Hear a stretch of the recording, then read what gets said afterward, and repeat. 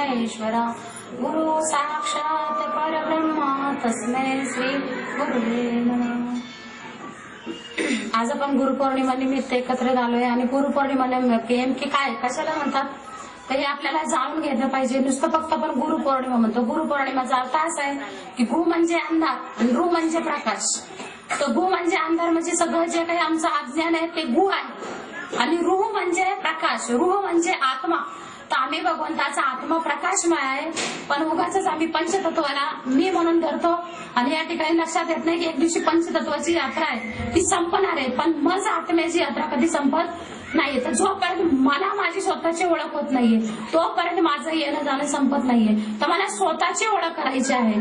जोपर्यंत मला स्वतःची ओळख होत नाही, कसं आहे की मनुष्य काय म्हणतो देव देवारात आहे, देव देवळात आहे, देवळात गेलं म्हणजे देव भेटतो, नाहीये। भगवंत चराचरामध्ये आहे, कणाकणामध्ये आहे। आता आपण असं बघतो ढग आहेत तरी पण आपल्या जो आत आहे प्रकाश आहे, बाहेर प्रकाश आहे। आता प्रकाश आता ढग आहे, सूर्यात नाहीये तरी प्रकाश आहे, म्हणजे हा प्रकाश काय, हा प्रकाशच परमेश्वर आहे। या प्रकाशामध्येच पाऊस पडतो, या प्रकाशामध्येच अग्नी आपलं कार्य करत आहे, या दिव्य तेजामध्येच वारं येतं, या दिव्य तेजामध्येच मनुष्य येतो, या दिव्य तेजामध्ये मनुष्य राहतोय, या दिव्य तेजामध्येच वृक्षात फळं येतात। म्हणजे काय झालं की दिव्य तेजामध्ये संपूर्ण सृष्टी आपलं कार्य करत आहे। कुणाच्या सत्तेने तर निराकार शक्तीने या दिव्य तेजाला निराकार म्हणलं जातं। जसं आम्ही बसलोय तेजामध्ये बसलोय, पण आम्हाला कसं की त्या तेजाची ओळख होत नाहीये। आम्हाला कसं वाटतं देव कुठेतरी देवळात भेटल किंवा कुठेतरी देवाऱ्यात भेटल। तर साधू संतांनी सांगितलं देव देवाऱ्यात नाही, देव देवळात नाही, अंतरात देवाशी शोधणे पाहे। तर परमेश्वर आमच्या आत आहे म्हणून आम्हाला आमची स्वतःची ओळख करायला आम्ही तयार नाहीये। जोपर्यंत आम्हाला स्वतःची ओळख होत नाही मी कोण आहे, तर आम्ही तसं आम्ही आमची काय ओळख सांगतो, मी अमक्या अमक्याचा पती आहे किंवा मी अमक्या अमक्या मुलांचा बाप आहे किंवा माझ्या वडिलांची, म्हणजे आमची ओळख पंचतत्वाची। पण आमची स्वतःची ओळख काय आहे, मी भगवंताचा आत्मा आहे आणि या पंचतत्वामध्ये आपलं कर्तव्य कर्म करण्यासाठी आलेलो आहे। तर या ठिकाणी मरावे परी कीर्ती रूपी उरावे। तर आम्हाला काहीतरी परमार्थ करायचा आहे, त्याच्यामध्ये संसारही आम्ही करतोय, तर संसारामधून आम्हाला स्वतःची काहीतरी ओळख करून दाखवली पाहिजे। तर या ठिकाणी परमार्थिक मार्गामध्ये स्वतःची ओळख होते। तर जोपर्यंत मला स्वतःची ओळख होत नाही, नेमकी मी स्वतःला शरीरदारी समजते, पण शरीराची यात्रा आहे 20 वर्ष, 30 वर्ष, 50 वर्ष, जास्तीत जास्त 90 वर्ष शरीराची यात्रा संपेल, पण आपण जो आहे तो मात्र भटकत राहू। तर या ठिकाणी जसे मुली माहेरी येतात ते बरोबर त्यांचं केंद्रबिंदू आपल्या आईचं घर असतं, तसं आम्ही हे शरीर सोडून निराकारात लीन व्हायचंय। पण या निराकाराची आम्हाला ओळखच नाहीये, आमच्या आत येतोय, आमच्या बाहेर येतोय। तर या ठिकाणी दिव्य तेजाची आम्हाला ओळख नाहीये। आम्ही असं म्हणतो देव कुठेतरी देवाऱ्यात आहे, नाही आता बघा सूर्य आला लगेच तेजाचे अजूनच आम्हाला दर्शन झाले। तर या ठिकाणी जर सूर्य नसता तर या ठिकाणी मग काय तेज नसतं का, आभाळ दिवस दिवसभर असतं तरी पण तेजाचे दर्शन आम्हाला होतात। तर तेज हा परमेश्वर आहे आणि तो तेज तुमच्या आतही तुमच्या बाहेरही आहे, मग आम्ही या तेजाला धरत नाहीये। तर या ठिकाणी जसं श्रीकृष्ण भगवंतांनी 9व्या अध्यायामध्ये सांगितलं की अरे तू कुठं मला बघतो की तू कुठेतरी मला एकाच जागेने बघायला तयार आहे, ना मी देवळात आहे ना मी देवाऱ्यात आहे, मी प्रत्येकाच्या हृदयामध्ये आहे, मी दिव्य तेज शक्ती आहे। तर या ठिकाणी आम्हाला आपल्या आराध्याला धरायला लागेल। तर या ठिकाणी पहिलं आपल्याला कळलं पाहिजे माझं आराध्य काय आहे। प्रत्येकाचं एक आराध्य, लहानपणापासून तो आपल्या आराध्याला धरत असतो। कुणी शिवाची भक्ती करतो, कोणी गणपतीची करतो, कुणी देवीची करतो, तर या ठिकाणी कोणी विष्णूची करतो, कोणी विठ्ठलाची करतो, ज्याची त्याचे। तर या ठिकाणी आपल्या जीवनात गुरु आला पाहिजे। गुरु आला म्हणून आपण आराध्य सोडायचं नसतं, उलट आराध्याला गुरु धरायला लावतो की तू ज्या आराध्याला असं थांबून धरायचा किंवा दुःख संकट आलं तर तू आराध्याला हाका मारायचा, पण तू श्वासागणित हाक मार। तुम्ही बघू शकता शास्त्र ग्रंथ हे सांगतात की प्रत्येक मनुष्याच्या हृदयामध्ये माझा वास आहे, पण आम्ही हृदयातला भगवंत जाणायला तयार आहे, आम्ही 10 दिशाला भटकायला तयार आहे, आम्ही तीर्थक्षेत्र जायला तयार आहे, देवळात जायला तयार आहे, मंदिरात जायला आहे, पण मात्र स्वतःचा जोपर्यंत स्वतःची ओळख होत नाहीये तोपर्यंत बाहेरची हा जो दिवे आहे हा दिव्य तेजाची सुद्धा आम्हाला ओळख होणार नाहीये। तर या ठिकाणी तुम्ही झाडाची पानं बघू शकता, त्याच्यामध्ये सुद्धा तेज आहे। भाजी जेव्हा आम्ही आणायला जातो तर भाजी आम्ही फ्रेश भाजी आणतो, म्हणजे काय झालं की त्या भाजीमध्ये तेज दिसला तरच आम्ही भाजी घेतो, शिळी भाजी घेतो का, नाही घेत। म्हणजे आम्ही सहज तेजाशी जुडलोय, पण आम्हाला माहितच नाही की आम्ही दिव्य शक्तीशी जुडलोय का नाहीये। तर या ठिकाणी दिव्य शक्ती चराचरामध्ये कणाकणामध्ये अशी कोणती जागा नाहीये की दिव्य शक्ती नाहीये। माणूस दिव्य शक्तीमध्ये राहतोय, दिव्य शक्तीमध्ये खातोय, पितोय, उठतोय आणि एक दिवशी त्याचं शरीर सुटतं। म्हणजे आता तुम्ही बघू शकता हा जो दिव्य तेज आहे त्या दिव्य तेजामध्ये आता आम्ही सगळे बसलेलो, आता या दिव्य तेजामध्येच आमचं शरीर पडलं तर हा दिव्य तेज आहे तसाच राहणार आहे। या दिव्य तेजामधून फक्त मूर्त ओळखली जाईल. पण तेज आहे तसाच आहे, म्हणजे शिव राहतो आणि जीव चालला जातो. तर या ठिकाणी हा जीव, हा शरीर, हा जीव आहे तोपर्यंतच आम्हाला स्वतःची ओळख करता आली पाहिजे. तर या ठिकाणी माझा आराध्य जर गुरुच्या, आम्ही गुरुच्या चरणी गेलो, म्हणून गुरु असं नाही सांगत की तुम्ही मंदिरात जाऊ नका.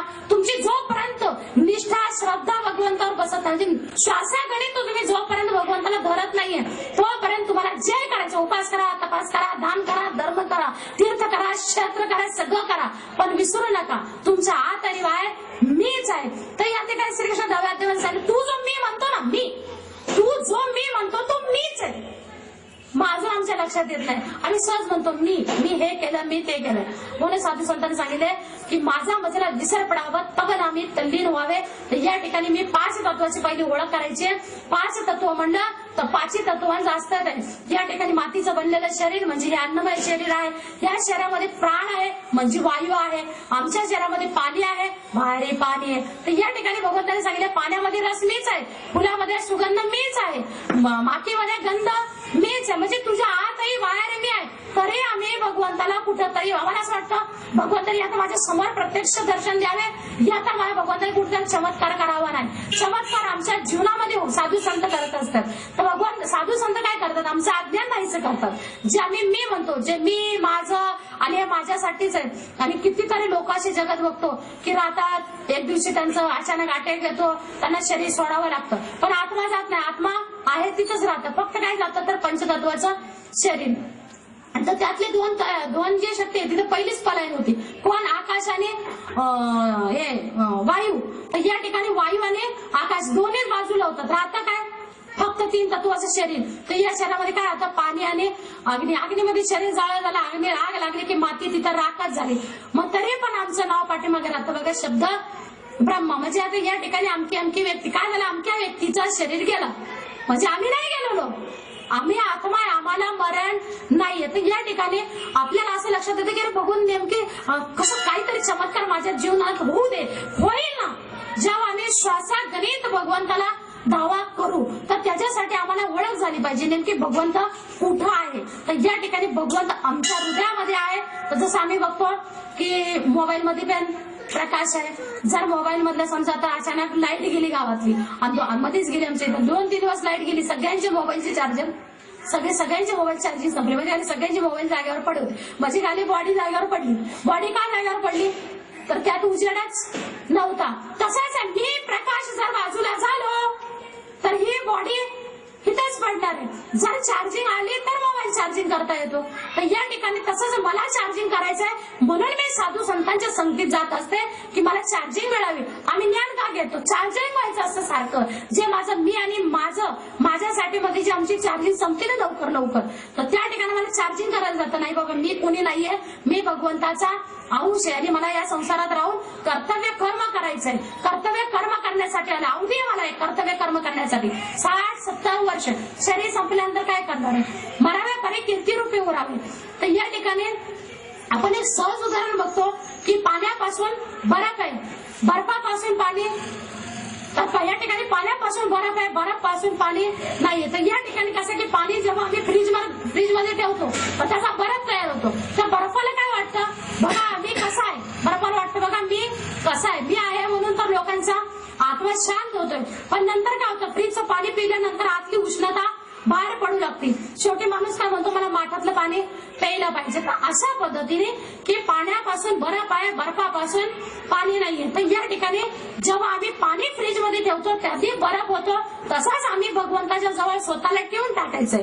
तर या ठिकाणी आम्ही स्वतःला भगवंताच्या नामाशी श्वासागणित जोडलं तरच आम्हाला सुस्वरूपाची ओळख होणार, अन्यथा नाही. आम्ही पंचतत्वाचं शरीर म्हणूनच रात्रंदिवस जपू आणि शरीरच माझं घर आहे, शरीरच मी आहे, तर असं म्हणून समजून जाऊ. आणि म्हणून या ठिकाणी श्रीमद भागवत गीतेचं वाचन आमच्या जीवनात झालंच पाहिजे. कारण श्रीमद भागवत गीता असा ग्रंथ आहे की मनुष्याला इथं तिथं भटकून देणार नाहीये. ते रोज आमच्याकडून 1-2 श्लोक तर नित्य नियमाने झाले पाहिजे. कारण श्रीकृष्ण भगवंतांनी 7व्या अध्यायामध्ये अर्जुनाच्या व्याकुलतेसाठी सांगितलं, अरे बाबा मी कुठं नाहीये, हे बघ मी असा आहे. चंद्रामध्ये तेज, आता संध्याकाळी आज पौर्णिमा आहे, तुम्ही बघू शकता चंद्रामध्ये तेज आहे. तर या ठिकाणी चंद्रामध्ये तेज मी आहे. सूर्य, आता बघा सूर्यामध्ये तेज मी आहे. म्हणजे आता सूर्य नव्हता पण तेज होता. म्हणजे काय आलं, तर सूर्य निमित्त झाला त्या तेजासाठी, तसंच आम्ही निमित्त झालो. आम्ही काही करत नाहीये ना, आमच्या केल्याने काय होणार आहे. जे काही करणार आहे तो आमचा अंतरात्मा करणार आहे. आमच्या मनात चांगलं घातलं जातं, आमच्या कर्माने आमच्या मनात वाईट घातलं जातं. तर या ठिकाणी चांगले जर आमच्या मनामध्ये येत आहे तर या ठिकाणी भगवंताचीच कृपा आहे. आणि मनामध्ये वाईट येत आहे तर आमची कर्म अजून काहीतरी मागं पुढे आहेत, म्हणून आमच्या मनात अजून काही चांगले विचार येत नाहीये. तर या ठिकाणी श्रीकृष्ण अर्जुनला सांगतात, अर्जुना सूर्यामध्ये तेज मीच आहे, चंद्रामध्ये, म्हणजे भक्ताला असं वाटतं जेव्हा मला दर्शन, प्रत्येकाला असं वाटतं माझी भक्ती अतिशय श्रेष्ठ, अतिशय श्रेष्ठ प्रत्येकाला वाटतं. पण या ठिकाणी त्या भक्तीसाठी आम्हाला गुरु करावा लागतो. गुरु करण्यासाठी स्वतःला अर्पण करावं लागतं. तुम्ही खंडाळा बघत असाल, त्याच्यामध्ये सांगितलं ना की बाळा तू पहिली शिष्य हो, माझा तू पहिली शिष्य हो, मी गुरु व्हायला तयार आहे पण तू शिष्य हो. शिष्य सहसा होता येत नाही, गुरु बनणं सोपं आहे. हे आमचे गुरु आहेत, बनणं सोपं आहे, पण गुरुचा शिष्य होणे खूप अवघड आहे. का तर गुरु सांगेल तशा तंतोतंत वचनात राहावं लागतं आम्हाला. तर या ठिकाणी मला सांगितलं तू, मी तुझा गुरु होतो पण तू शिष्य हो. मग आता या ठिकाणी काय करायचं, मी तुम्हाला स्वीकार केला ना गुरु. गुरु स्वीकार म्हणजे काय, गुरु म्हणजे ज्ञान आहे, गुरु म्हणजे नाम आहे. श्वासागणित मला नामात राहायचंय, सगळे कर्तव्य कर्म करायचंय. नाम सोडलं माझी चार्जिंग, मोबाईलला जर चार्जर पासून बाजूला केलं तर मोबाईल चार्जिंग होत नाही. त्याला मोबाईलला चार्जिंगला जर लावलं तर बटन ऑन पाहिजे. तसाच आहे माझा सुद्धा हृदयात चार्जर झालाच पाहिजे. भगवंत नाम जसं बॅटरी पाहिजे, मोबाईल वापरायचा आहे. मग त्याची आम्हाला किती काळजी असते की एक काड्या राहिल्या, 2 काड्या राहिल्या, तर या ठिकाणी मोबाईल पूर्णपणे फुल, मोबाईल आमचा फुल चार्जर पाहिजे. पण फक्त आम्ही चार्जर व्हायला नको, कारण आम्हाला असं वाटतं आम्ही फुल भगवंताच्या नामात चार्जर झालो तर आमचा संसार कुठेतरी मागं पुढे राहणार आहे. नाही, आम्ही भगवंताच्या नामात चार्जर राहिलो तर आनंदाचा डोह, आनंदाचा रंग. भगवंत बाहेर कुठं नाहीये, भगवंत आपल्या आतच आहे आणि तो अंतरात्म रूपाने, सूक्ष्म रूपाने आमच्या शरीरामध्ये वास करतो. तर या ठिकाणी आपण अखंड नामात राहायचंय. जर आम्ही अखंड नामात नाही राहिलो तर मग या ठिकाणी कसं आहे की जैसी मती वैसी होगी तेरी गती. जसं तुमच्या मनामध्ये येईल तसा तुम्हाला तो जन्म सोसावा लागेल. तर या ठिकाणी आम्हाला या मनुष्य जन्म अनमोल असा मिळालाय, हा परत परत परत मिळणार नाही. आज आम्हाला आई होण्याचं सौभाग्य मिळाले, पिता होण्याचं सौभाग्य मिळाले, आजोबा होण्याचं सौभाग्य मिळाले. हे पंचतत्वाच्या शरीरात सौभाग्य. असं आम्ही किती जन्मामध्ये आई झालो, बाबा झालो, किती जन्म आमचे असे झालेले, पण नाही झालो तर आम्ही एका भगवंताचे भक्त नाही झालो. तर या ठिकाणी साधू संत सांगतात की भक्ती करणारे काहीतरी थोडेच लोक असतात जगात. माईनाशी अशी माणसं आहेत काय, ते जिकडे पाहू तिकडे माझी मायाच माया. भक्त खूप कमी आहेत, बोटावर एवढी मोजणे सुद्धा एवढी भक्त नाहीये. माझ्या या ठिकाणी प्रत्येकाला काय व्हायचं, माझी भक्ती श्रेष्ठ आहे. पण माझी भक्ती नेमकी कशाला म्हणतो, भक्ती म्हणजे समर्पण. भक्ती म्हणजे समर्पण. जर आपल्याला हेच नाही कळलं आपलं आराध्य काय नेमकी काय होतं, आता मी सांगते की ओम नमः शिवाय तुम्ही श्वासागणित म्हणा. माझी ओम नमः शिवायची भक्ती होती, मी शिवाला प्राप्त केलं, दिव्य तेजा रूपात प्राप्त केलं. तर या ठिकाणी दिव्य तेजा रूपात प्राप्त केलं. माझं आराध्य कोण झालं तर माझं महादेव आराध्य. महादेवाचं नाम घेता घेता घेता मला दिव्य तेजाचे साक्षात्कार झाले. तर या ठिकाणी ब्रह्ममुहूर्तामध्येच साध्य करता येतं. 4 ते 5 मध्ये थोडंसं उठून ध्यान साधना केलीच पाहिजे. कारण ब्रह्ममुहूर्तालाच जीवाशिवाची भेट होते. त्याच्यानंतर जीवाशिवाची भेट होणार नाही का, हा बघा संसाराचा राडा. दिवसभर करा करा संध्याकाळी मरा, दिवसभर करा करा संध्याकाळी मरा. दिवसभर पैसे मोजा आणि रात्री मोजायच्या वेळेला गेला माणूस, सकाळी उठला तर वारा. म्हणजे सगळं जे काही केलं ते सगळं इथेच राहिलं, भगवंतासाठी कुठे वेळ राहिला.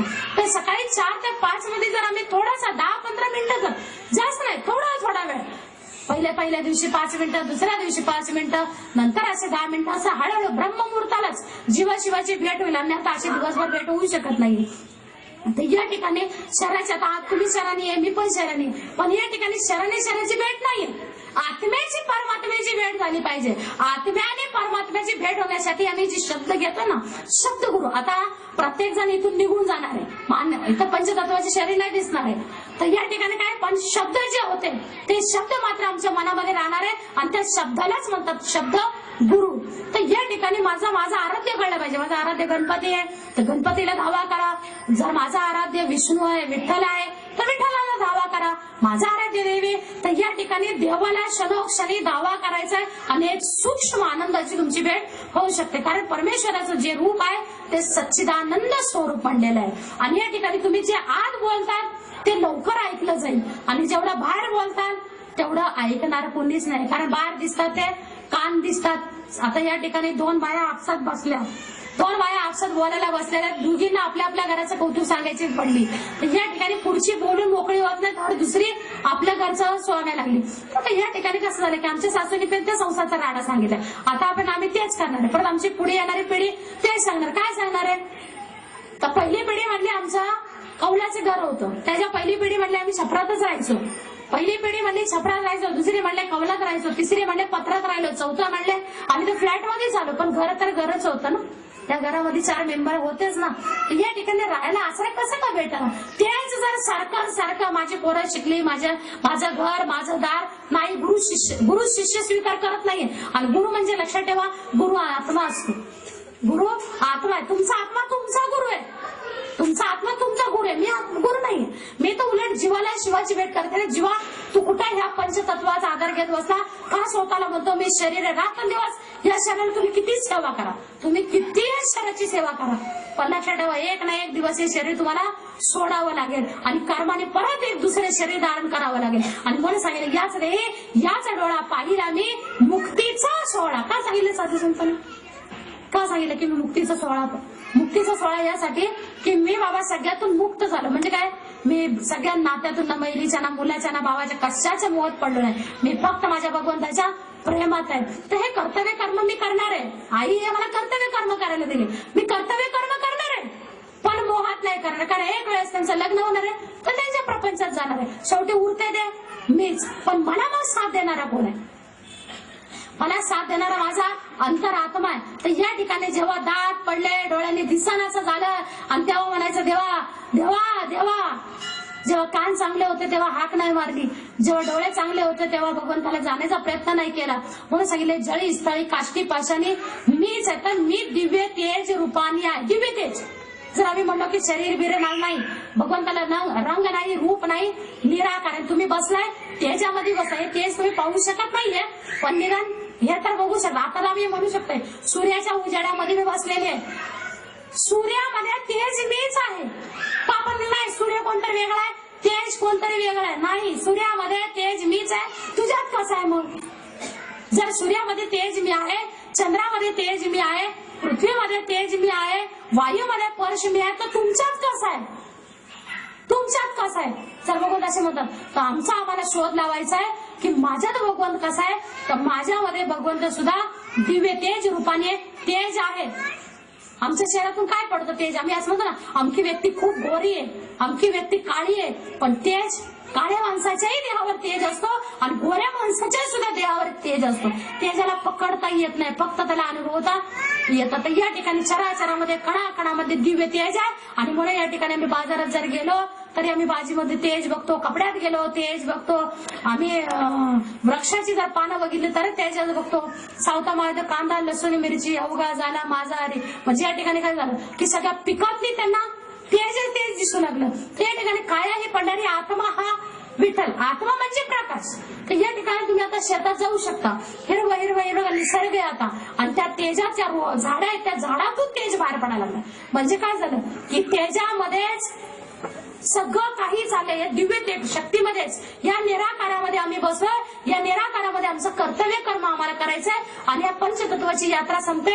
पण मात्र निराकार आहे तसं आहे. म्हणून सांगितलं की शस्त्र कापू शकत नाही, अग्नी जाळू शकत नाही, पाणी भिजवू शकत नाही, वारं उडवू शकत नाहीये. तर या ठिकाणी आम्हाला निराकार परमेश्वराशी धरून राहायचंय. तुम्ही वरपर्यंत बघा, जेवढं तुम्हाला बघता येईल तेवढं वरपर्यंत बघा, तर तुम्हाला तेजाशिवाय काही सुद्धा दिसणार आहे. ही दिव्य शक्ती जी आहे ती दिव्य शक्ती सांगते की चंद्र माझ्यात आहे, सूर्य माझ्यात आहे, पृथ्वी माझ्यात आहे, वारा सुद्धा माझ्यामध्ये, आवाज सुद्धा माझ्यामध्ये आहे. माणसा मग तू माझ्यात नाहीये का? माझ्यामध्येच तू आहे. तर तुम्ही असं बघू शकता की आमच्या सानिध्यात राहणारी माणसं असे बसलेले असतात, बसता लगेच तिथे आडवी पडतात. म्हणजे आडव्या पडल्यानंतर असं नेमकं काय होतं तेच आम्ही म्हणतो तो माणूस मेला. म्हणजे काय झालं? तेज तिथंच होता, शिवाला श्वासाकरीत हाक मारा. पण तर त्याच्यामध्ये जर खंड पडत असेल, जसं मोबाईल मध्ये चार्जिंग फुल पाहिजे तसं आम्ही सुद्धा नामाची चार्जिंग फुल राहिलं तरच आमच्या संसारात आम्हाला आनंद आहे. श्रीकृष्ण सांगितलं तुला जर तुम्हाला जाणत असेल तर तुला करावं आणि जाणावं सुद्धा लागणार नाही. कारण तुझ्यामध्ये मीच आहे. मी आहे म्हणून तू आहे, तू आहे म्हणून मी नाही. कितीतरी माणसं मारतात, ते आयुष्यभर म्हणतात मी असं केलं, मी तसं केलं, मी तसं केलं, तसं केलं, आणि त्यांच्या जाण्याने काय राहतं? काहीच राहत नाही. तर परमेश्वराची लीला आहे. सगळी भगवंताची लीला आहे. बघा ढग आले, ऊन येते, ऊन गेला, आता पाऊस पडून थोड्या वेळाने. तर या ठिकाणी कसं आहे, सगळी परमेश्वराची लीला आहे. आम्ही कुणाच्या कृपेने बसतोय? निराकाराच्या कृपेने. आम्ही उठणार कुणाच्या कृपेने? निराकाराच्या कृपेने. तर या ठिकाणी आम्ही निराकार शक्तीला धरून राहू. श्वासागणित निराकार शक्तीचा आम्हाला आधार घ्यायचा आहे, जी आमच्या आतही आहे, जी आमच्या बाहेर आहे. तर या ठिकाणी जसं की संसारामध्ये, अज्ञानामध्ये माणूस संसाराचा जिथं तुम्ही जा तर फक्त संसाराचे गप्पा असतात. तर संसाराची पेरणी आहे. जसे शेतामध्ये तुम्ही एक शेंगदाणे पेरले तर एक शेंगदाण्याची आशा नाही करत आम्ही. त्यावेळेस आम्हाला शेंगदाण्याच्या पाठीमागाची वेल्याखाली अशाच शेंगा पेरले तर आम्ही एकच होते, पण त्याच्या खाली वेलामध्ये एवढे शेंगा निघाले की कुणाची लीला. पेरताना आम्ही एकच बी पेरलं होतं, पण त्या शेंगामध्ये एवढे शेंगा कशा निघाल्या? हीच तर भगवंताची लीला आहे की पृथ्वीमध्ये गंध मीच आहे, तो गंधच अनेक शेंगाच्या रूपात झाला. तर शेंगा जास्त झाल्या तर आम्हाला आनंद होतो, पण आम्ही असं नाही म्हणत की पेरलं होतं मी एका शेंगदाणा, पण देवा एवढं मला तू का दिलं. तसंच आम्हाला श्वासाखाली आराध्याला धरून राहायचंय. जर आराध्याला आम्ही नाही धरलं तर मग गुरु तर काय जीवनात करणार आहे. तर या ठिकाणी आपण आम्ही गुरूंना केलेलं आहे आणि आम्हाला काय अनुभव येत नाही. गुरु तर नेमकी तू तर कळलं पाहिजे ना. गु म्हणजे अंधार, रू म्हणजे प्रकाश. तर या ठिकाणी जर तुम्ही म्हणता ओम गणपती नमः, ओम गणपती नमः, म्हणजे गणपती तुमचा गुरु झाला. तुम्ही जर म्हणता पांडुरंग पांडुरंग, तर पांडुरंग तुमचा गुरु झाला. श्वासागणित गुरुला धरून राहा.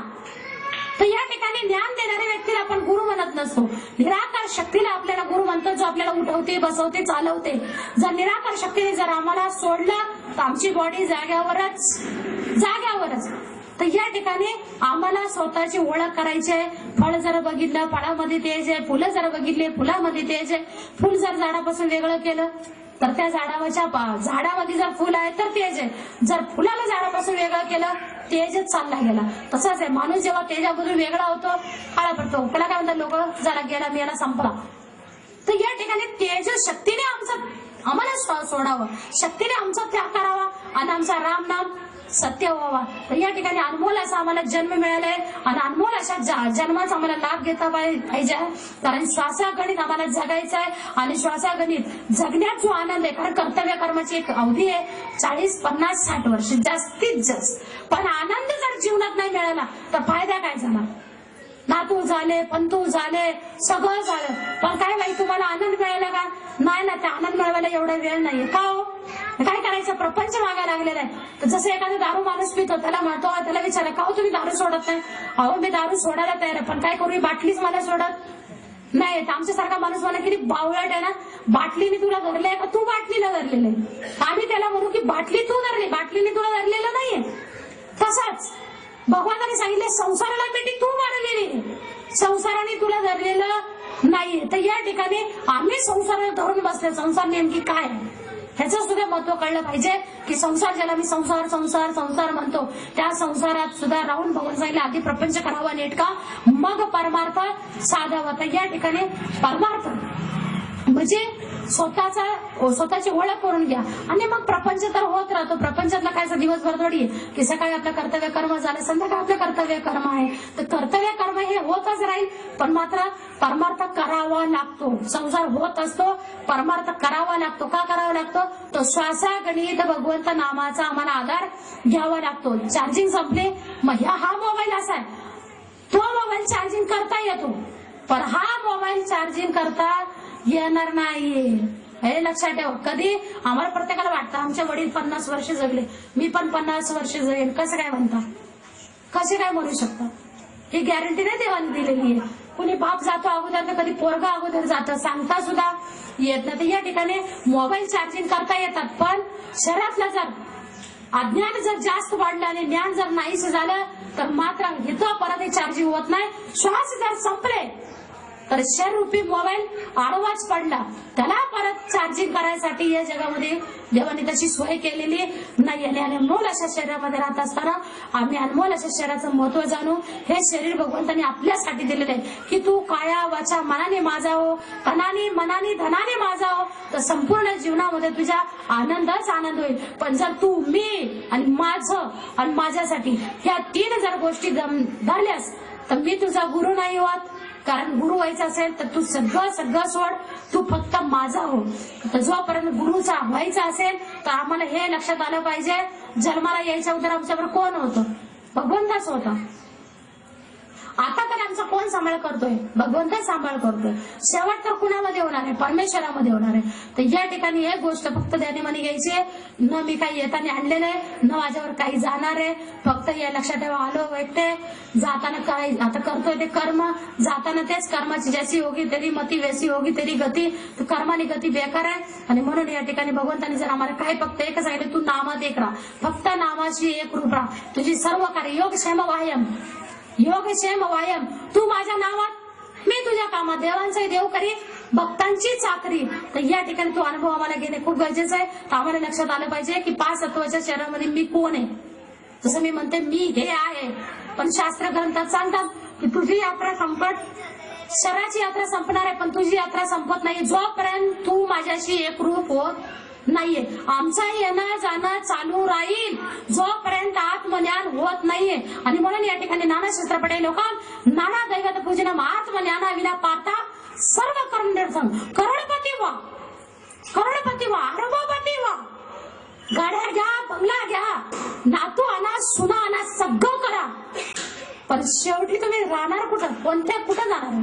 शेवटी तुमचा शेवट काय? जीर्ण जीर्ण हे शरीर साथ सुद्धा देणार नाही.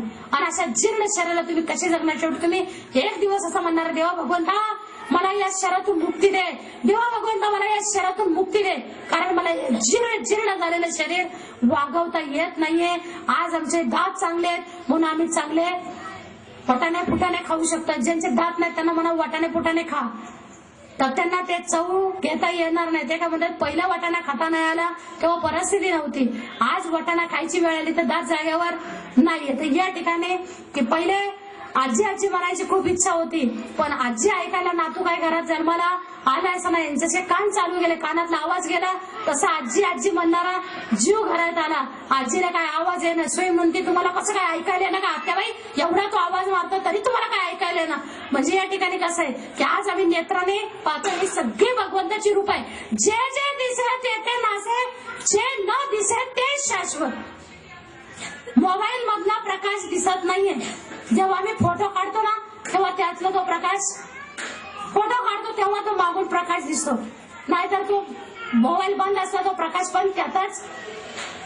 म्हणून हनुमंतामध्ये तो सांगितलं, जेव्हा अंजनाने भगवंताला वरदान मागितलं तेव्हा अंजनाच्या पोटी जेव्हा हनुमंत जन्माला आले, हनुमंत जन्माला आले तर असा दिव्य तेज, असा दिव्य तेज, त्या अंजना मातेला आपलं पुत्र दिसेल असं झालं. तिने आराधना केली कुणाला? शंकराला.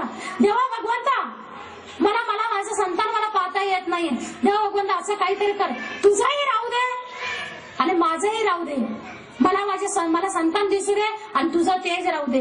म्हणून भगवंताने काय केलं, तेज हृदयामध्ये ठेवला आणि संतान दाखवून दिली. म्हणून ही संतान दिसते पण आतलं मात्र शिव दिसत नाहीये. तर शिव तेज आहे म्हणून आम्ही डोळ्यातून जग पाहतोय, शिव तेज आहे म्हणून कानातून ऐकतोय, शिव तेज आहे अन्न खातोय, पचताय, बोलतोय. ही सगळ्या अंतरात्म्याची कृपा आहे. जर अंतरात्म्याला जर नाही बसलं तर तो सुद्धा एक नाही दिवस या शरीराला त्याग करेल. आणि हे कोणत्या दिवस करेल सांगता येत नाहीये. मोबाईलची चार्जिंग कधी संपेल, तसाच या शरीरामधला श्वास रूपी चार्जिंग कधी संपेल, जागेवर धडपड तेव्हा लक्षात येईल, अरे अरे अरे अरे किती जगायचं होतं, किती काय करायचं होतं, पण मला काही करता आलं नाही.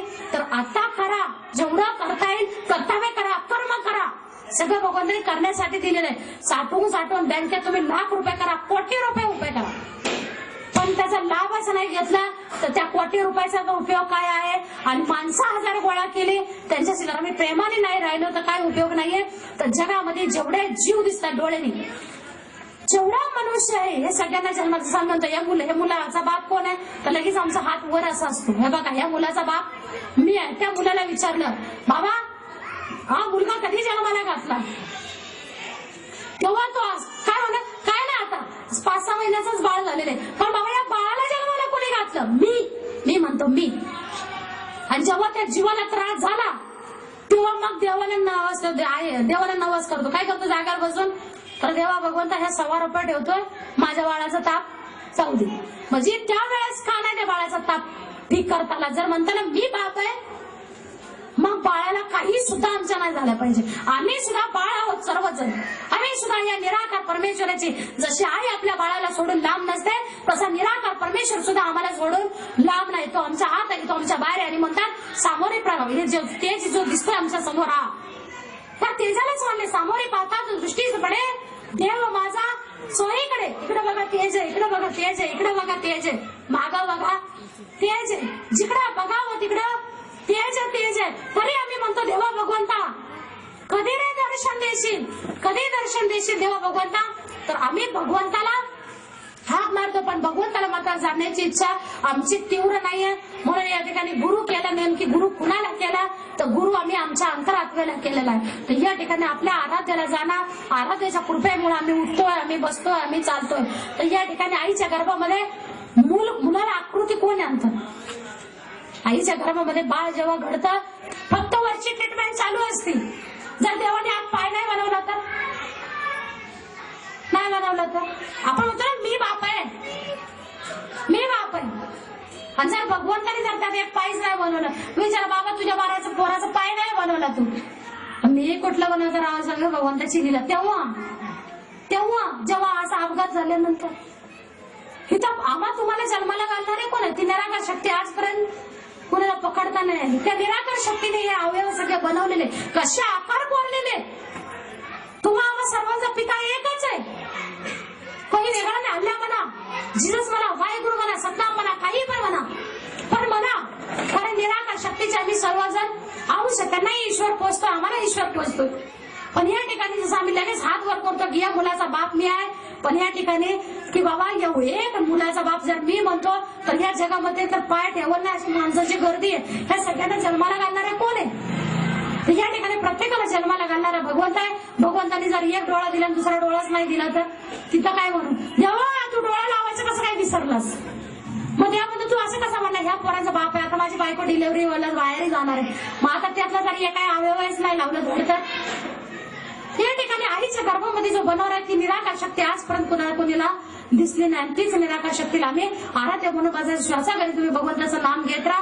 तीच तुमचं कल्याण करणार आहे, तीच तुमचा उद्धार करणार आहे. उद्धार बाहेरनं कुठं होणार नाहीये, उद्धार तुमच्यातला शिव करणार आहे, उद्धार तुमच्यातली दिव्य शक्ती करणार आहे, उद्धार तुमचा निराकारच करणार आहे. आणि म्हणून निराकाराला जर सोडलं तर मग साकार जीवनाला महत्वच राहत नाही. आज आम्ही निराकाराच्या साकार रूपात आलेलो.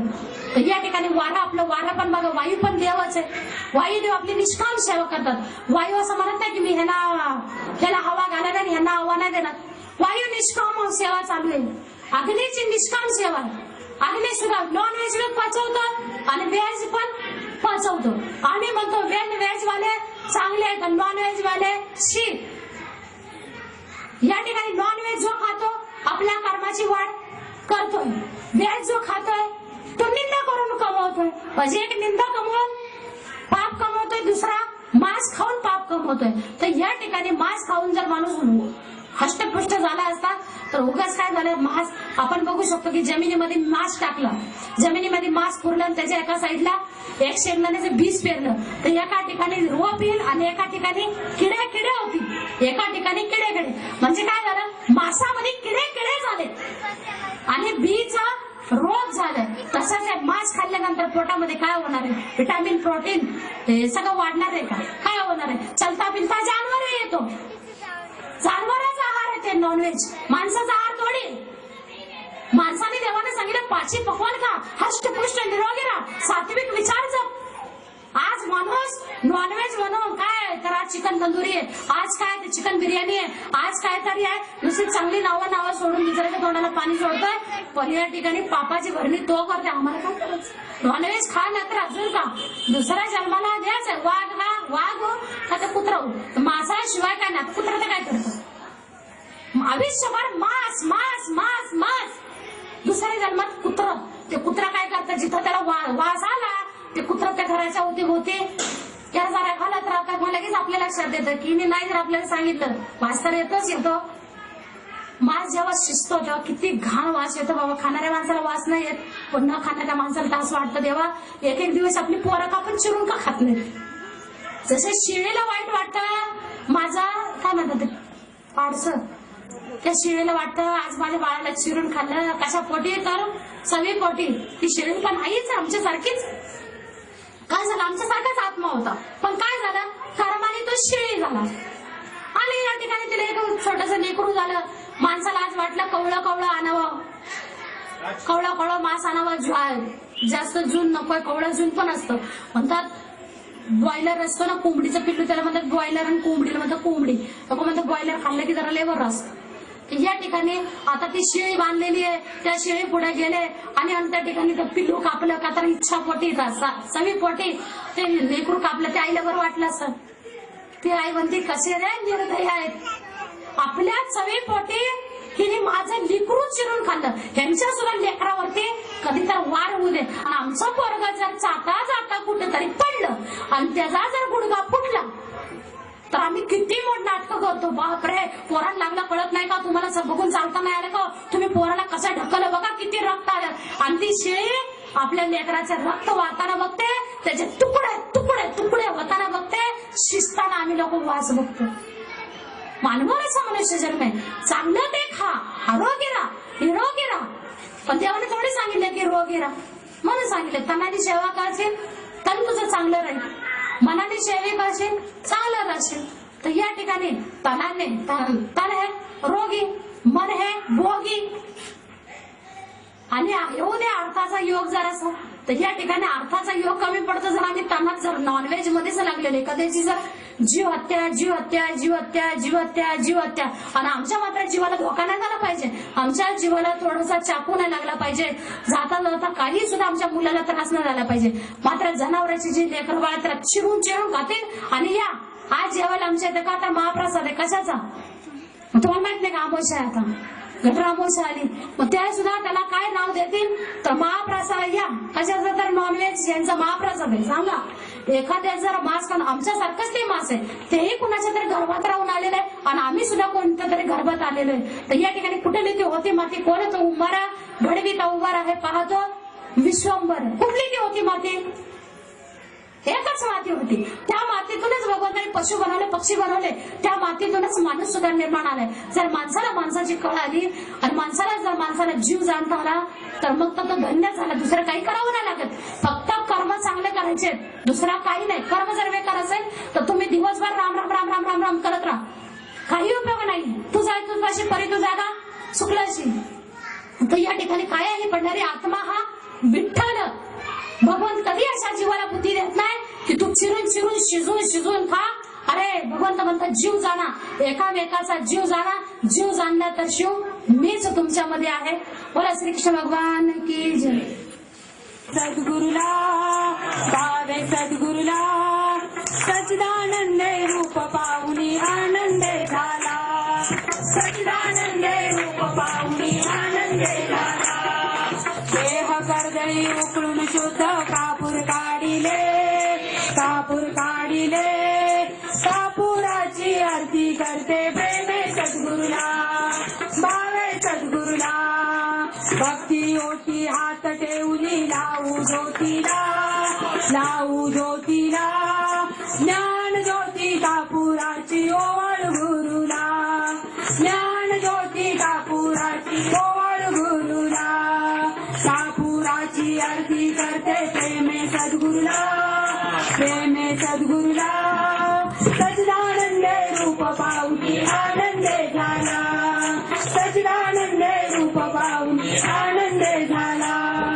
चिन्मय गुरुला, भावे सद्गुरुला, कापुराची आरती आता कोणा ओवाळू, कोणा ओवाळू. जिकडे पाहता तिकडे माझे सद्गुरु दयाळू. आरती गुरु माऊली, शिवारुदाई सापिले केले सर्व समर्पण. श्वासाची जोडिले ना दासी श्री हरीची. आरती गुरु माऊली साऱ्या भक्तांची आई, आरती गुरु माऊली. काम क्रोध मत्सर त्याची करुणी निष्प्रभ, दया क्षमा शांतीची दिली जग